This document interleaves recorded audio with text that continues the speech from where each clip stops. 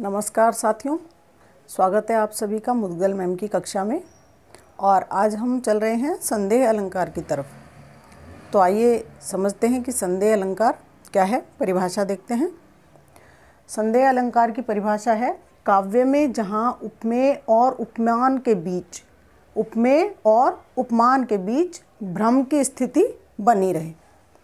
उपमेय और उपमान हम जानते हैं, बहुत सारे सादृश्य मूलक अलंकार हम पढ़ चुके हैं, उन पर चर्चा कर चुके हैं। तो हमें पता है उपमान वो जिसके साथ तुलना की जाए और उपमेय वो जिसकी तुलना की जाए।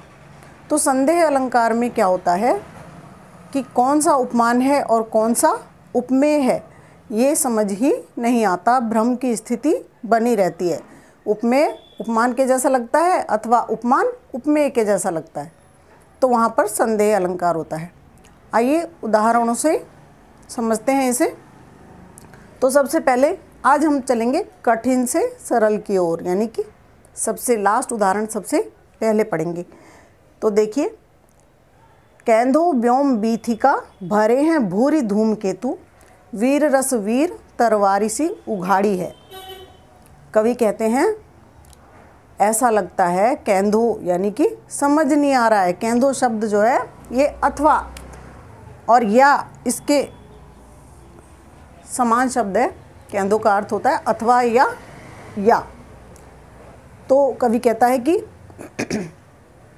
पता ही नहीं चल रहा है। क्या पता नहीं चल रहा है कवि को कि व्योम की वीथी काम है। व्योम जानते हैं आप, व्योम माने आकाश, और वीथी यानी कि गली, यानी कि आकाश रूपी गली। आकाश रूपी गली कौन सी होती है? आकाश गंगा। तो व्योम वीथिका आकाश गंगा का पर्यायवाची भी है। कवि कहता है कि आकाश गंगा में बहुत सारे धूमकेतु भर गए हैं, अथवा वीर रस ने किसी वीर ने वीर रस में डूबकर अपनी तलवार को निकाल लिया है, म्यान से बाहर उघाड़ दिया है। उसको उघाड़ना होता है आवरण हटाना।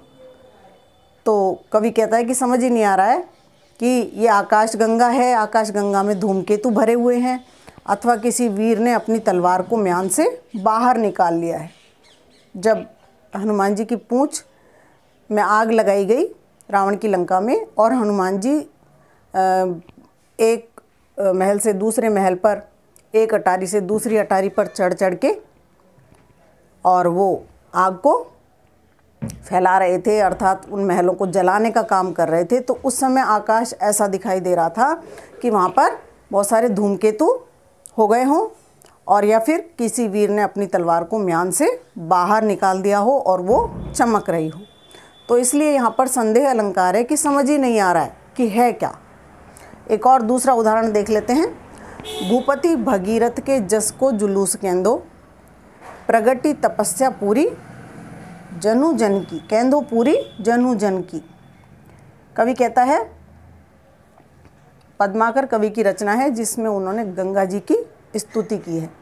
तो वो कहते हैं कि ये गंगा नदी जिसको धरती पर देखकर ऐसा लगता है कि जो भगीरथ राजा थे, बहुत बड़े चक्रवर्ती राजा थे भगीरथ, तो उनके यश का जुलूस है। क्योंकि बहुत बड़े लोगों के जब जुलूस निकाले जाते थे तो बहुत लंबे लंबे और असंख्य संख्या में लोग उनके साथ चलते थे, उसको जुलूस कहते थे। तो कहते हैं कि गंगा नदी इस धरती पर इस तरह से दिखाई देती है कि भागीरथ का जुलूस हो, जो हिमालय से प्रकट होकर और पूरे देश में चल रहा हो। या फिर क्या लगता है उनको कि जनहु ऋषि एक ऋषि हुए हैं हमारे देश में, जिनको गंगा के पिता होने का श्रेय प्राप्त है। गंगा जी को इसीलिए एक नाम दिया गया जानवी, क्योंकि वो जनहु ऋषि की पुत्री हैं। तो कवि कहता है या तो ये भागीरथ महाराजा के यश का जुलूस है, या फिर क्या है कि जनहु ऋषि ने जो तपस्या की थी वो प्रकट हो गई है धरती पर, उसका परिणाम जो है वो गंगा के रूप में प्रकट हो गया। तो समझ नहीं आ रहा है कि है क्या। केंदो शब्द आया है, हम देख रहे हैं यहाँ पर भी और यहाँ पर भी। तो यहाँ पर संदेह है। क्या संदेह है कि या तो ये भागीरथ का जुलूस है और या फिर ये जनहु ऋषि की तपस्या प्रकट हुई है, परंतु है क्या ये समझ में नहीं आ रहा है। एक और उदाहरण देख लीजिए। ये उदाहरण मैथिली शरण गुप्त के महाकाव्य से लिया गया है। उर्मिला के बारे में बात की जा रही है, साकेत महाकाव्य है उनका, उससे लिया गया है। तो उर्मिला जब रह जाती हैं अयोध्या में ही और लक्ष्मण अपने बड़े भाई श्री राम के साथ वनवास को चले जाते हैं, तो वो इतनी क्षीण हो जाती हैं, इतनी कमज़ोर हो जाती हैं कि उनको पहचान भी नहीं पाते लक्ष्मण। जब वो वापस आते हैं तब वो कहते हैं, ये काया है या शेष उसी की छाया, क्षण भर उनकी कुछ नहीं समझ में आया, कि ये शरीर है या उसकी छाया मात्र है, कुछ समझ ही नहीं आ रहा। तो हम देख रहे हैं यहाँ पर भी संदेह अलंकार है, काया और छाया में संदेह है कि काया है अथवा छाया है। एक और उदाहरण देख लेते हैं, सबसे सरल उदाहरण ये है, सरस ओस की बूंदें या हैं मंजुल मोती, कि कवि को समझ नहीं आ रहा है, प्रातःकालीन समय का वर्णन किया गया है कि घास के ऊपर छोटी छोटी बूंदें पड़ी हुई हैं ओस की, और कवि कह रहा है कि ये ओस की बूंदें हैं या फिर ये सुंदर मोती हैं, मन को हरने वाले सुंदर मोती हैं, मंजुल मोती हैं, पता नहीं चल रहा कि क्या है। तो यहाँ भी हम देख रहे हैं या शब्द आया है, संदेह अलंकार है, भ्रम की स्थिति बनी हुई है कि मोती हैं अथवा बूंदें हैं, सरस ओस की बूंदें हैं, तो कुछ समझ नहीं आ रहा। तो हम देख रहे हैं कि एक तो इसमें वाचक शब्द आता है, या अथवा केंधो, इस तरह के वाचक शब्द इसमें आते हैं, और दूसरा हमने देखा कि भ्रम की स्थिति बनी रहती है, पता नहीं चलता कि ये क्या है। दो चीज़ों के अंदर भ्रम की स्थिति बनी हुई है। एक और उदाहरण मैं आपको बताऊंगी, बहुत ही अच्छा उदाहरण है।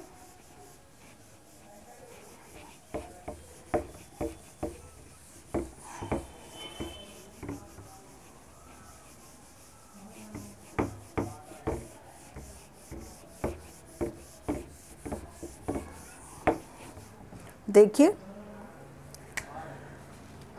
लिख देती हूँ पहले, सुना होगा आपने, सारी बिच नारी है, कि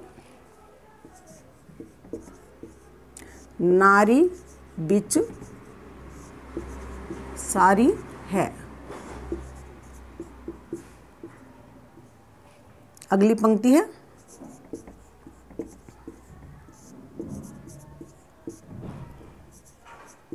सारी ही की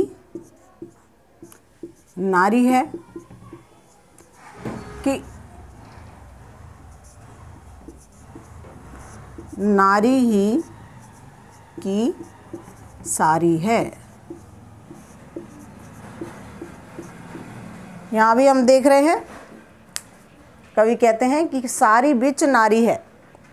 जब द्रौपदी का दुर्योधन की सभा में चीरहरण हो रहा था, उस समय के दृश्य का वर्णन करते हुए कवि कह रहे हैं कि साड़ी के बीच में नारी है, स्त्री है, या स्त्री के बीच में साड़ी है।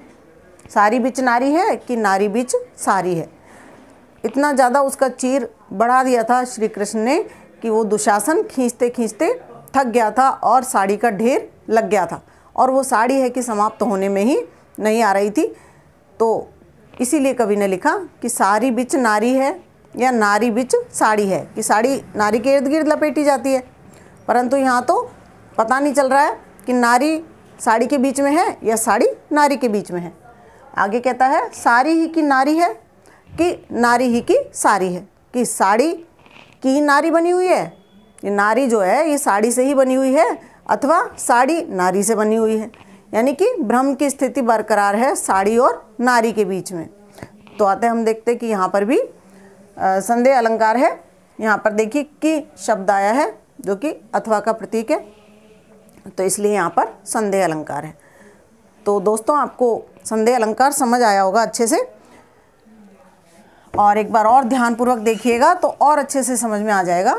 अब एक और छोटा सा अलंकार मैं ले लेती हूँ, हालांकि वीडियो बड़ा हो जाएगा परंतु बहुत ही छोटा सा है, जिसको आपने बहुत पढ़ा भी होगा। और क्या है कि जब आप व्याख्या में करते हैं, सप्रसंग व्याख्या करते हैं पद्यांश की, तो उसमें आप विशेष व्याख्या में जो अलंकार आपके कोर्स में नहीं हैं, परंतु विशेष व्याख्या में यदि आप कहीं से भी पढ़कर तलाश कर उस पद्यांश में से उनको लिखते हैं तो एग्जामिनर के ऊपर अच्छा इफेक्ट पड़ता है और आपको अच्छे मार्क्स मिलते हैं।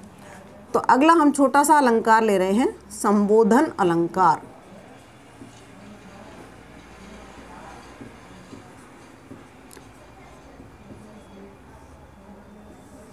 देखिए जैसा कि नाम से ही पता चल रहा है, संबोधन यानी कि किसी से कुछ कहना, उसका नाम लेकर आवाज़ लगाना, उसे संबोधन कहते हैं।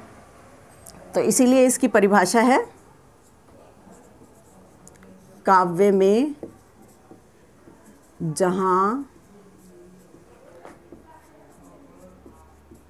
किसी को संबोधित किया जाए, संबोधित किया जाए, वहाँ पर कौन सा अलंकार होता है? संबोधन अलंकार होता है। उदाहरण देख लेते हैं। सूरदास जी के बहुत सारे पद हैं, आपने पढ़े भी होंगे।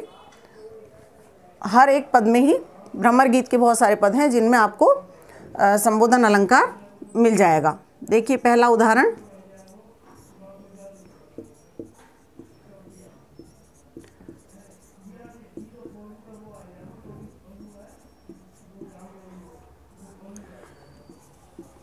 कह देना उधो इतनी सी बात हमारी। गोपियाँ जो हैं, जब उद्धव उनको योग का संदेश देने जाता है तो गोपियाँ उससे उल्टा उसी को समझा देती हैं और कहती हैं हमारा संदेशा दे देना श्री कृष्ण तक कि क्या उन्होंने हमको ये निर्गुण योग का संदेश भिजवाया है। तो इसलिए वो कहती हैं कह देना उधो इतनी सी बात हमारी। तो यहाँ पर किसको संबोधित करके कहा जा रहा है? उधो को संबोधित किया जा रहा है, इसलिए संबोधन अलंकार है। और देखिए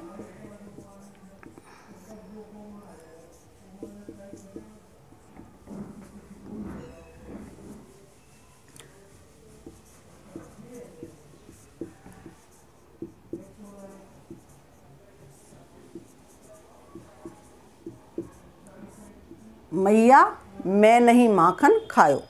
मैया को संबोधित करते हुए कृष्ण जी कहते हैं कि हे माता मैंने माखन नहीं खाया। तो इसलिए मैया को संबोधित किया जा रहा है, इसीलिए यहाँ पर संबोधन अलंकार है। संबोधन अलंकार के बहुत सारे उदाहरण हैं दोस्तों। एक और देख लीजिए,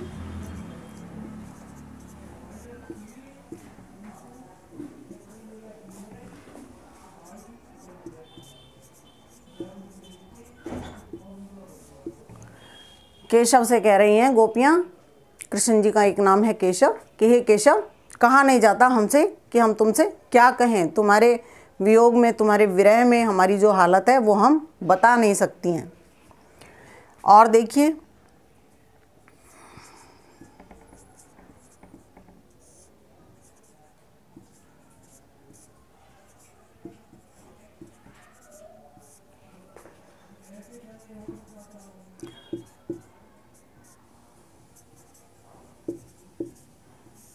बिलग जन मानहु उधो प्यारे, कि हे उधो, प्यारे उधो हमारी बातों का बुरा मत मानो। तो यहाँ भी उधो को संबोधित किया जा रहा है, उद्धव को संबोधित किया जा रहा है, इसलिए संबोधन अलंकार है।